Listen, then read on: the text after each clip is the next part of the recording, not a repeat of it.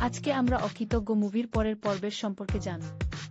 দুই বাংলার অত্যন্ত জনপ্রিয়, স্টাইলিশ এবং হ্যান্ডসাম অভিনেতা ফেরদৌস আহমেদের চমৎকার অভিনয় সমৃদ্ধ একটি সিনেমা এটি। ফেরদৌস সবসময় তার সাবলীল অভিনয় এবং মিষ্টি রোমান্টিক ইমেজের জন্য দর্শকদের কাছে দারুণ গ্রহণযোগ্য। এই সিনেমাতেও তার চরিত্রের গভীরতা এবং ইমোশনাল দৃশ্যগুলোতে তার নিখুঁত অভিনয় দর্শকদের মন ছুঁয়ে যায়। গল্পের সম্পর্কে টানাপোড়েন, ভুল বোঝাবুঝি এবং মানুষের ভেতরের কৃতজ্ঞতা ও অকৃতজ্ঞতার মনস্তাত্ত্বিক দিকগুলো খুব সুন্দরভাবে তুলে ধরা হয়েছে। ফেরদৌসের ডায়ালগ ডেলিভারি এবং স্ক্রিন প্রেজেন্স সিনেমাটির মূল শক্তি ছিল। সহশিল্পীদের সাথে তার রসায়ন এবং কাহিনীর ধারাবাহিকতা দর্শকদের শেষ পর্যন্ত ধরে রাখতে সফল হয়। একটি সামাজিক ও পারিবারিক গল্পকে যেভাবে বিনোদনের মাধ্যমে উপস্থাপন করা হয়েছে তা সত্যিই দারুণ।